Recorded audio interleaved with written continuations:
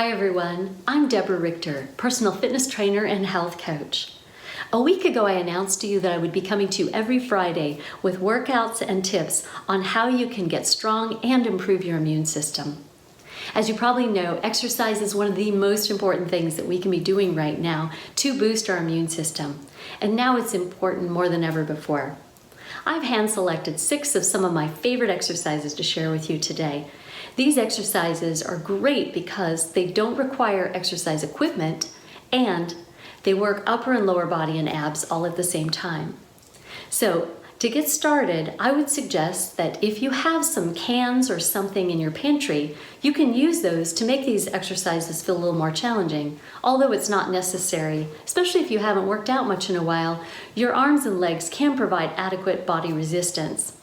You can also grab some small dumbbells, but I wouldn't go too heavy simply because we're doing so many repetitions. And then additionally, if you're balance challenged, I would have a chair nearby. So let's get started.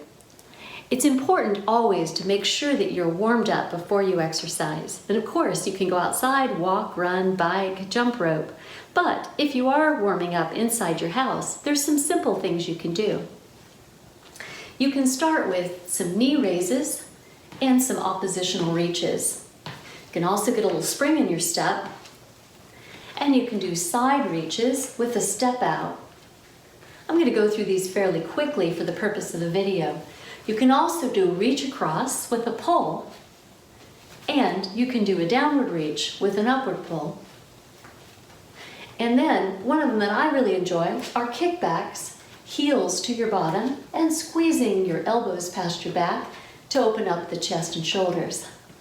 So those are a few examples of some things you can do to warm up. Make sure you do that for at least 5 minutes before you get started.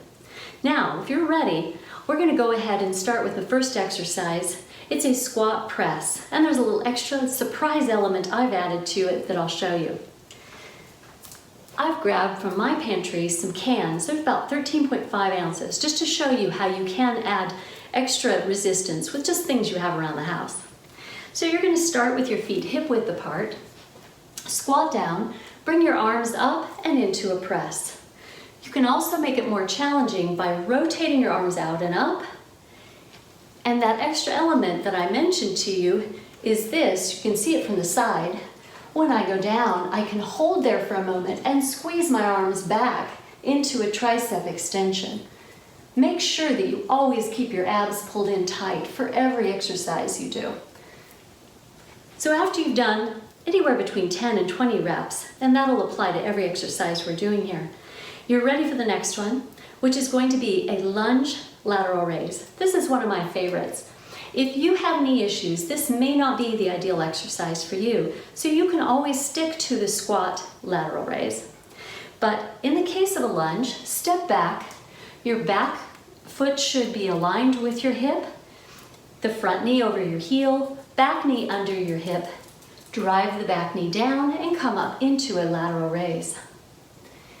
You can also do this with a bend in your elbows to challenge you a little differently through the upper back and shoulders. I'm going to show you a side view. Notice front knee is over the heel, back knee is going to drive right under the hip. I'm keeping my trunk upright. And here's the straight arm variation. Again, about 10 to 20 reps on each side until you feel adequately challenged. Then you're going to do a squat, a sumo squat that is, into an upright row. The sumo squat is done with your feet wide and your knees tracking in alignment with your feet.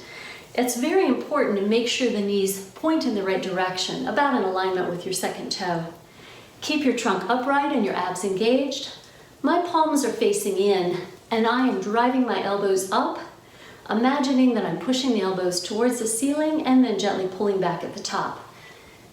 It's a great one for really working the thighs, glutes, shoulders. You're going to love how that feels. And then, after doing those, you're ready now for some push-ups. So just go ahead, place your hands down. You can get down on the floor and do push-ups from the toes or from your knees. However, I'm going to show you another option that can easily be done at home. It's particularly great for people who aren't used to doing push-ups. So you can use a kitchen counter, or in this case, I'm going to use the back of my sofa.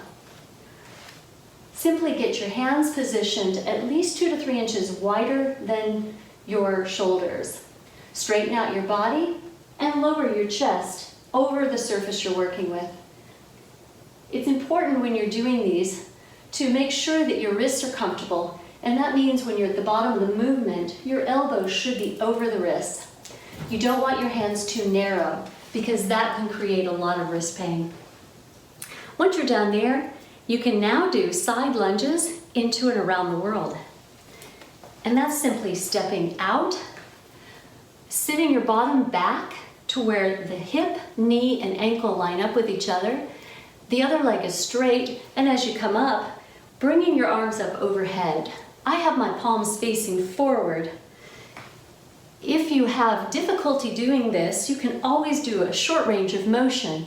You don't have to go as wide in your lunge, and you can also modify the range of your arms.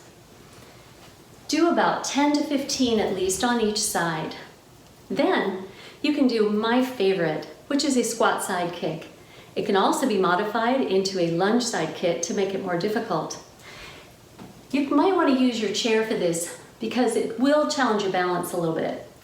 So you can squat here into a side kick with a punch. In the side kick, you pull your heel towards your bottom, the knee is slightly forward, and then you extend the leg directly out to the side. I'm at the same time extending my arm out, palm down. The lunge version could be done like this, where you lunge into the kick. You can also challenge your balance by doing it without holding on to anything. Do both sides a minimum of 10 times. So that completes the workout. You can circuit through the whole thing again 2, maybe 3 more times. It's a great, efficient workout that really gets your heart rate up and feels awesome. I hope you've enjoyed it.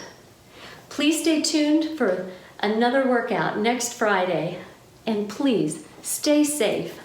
We can get COVID strong together. See you then.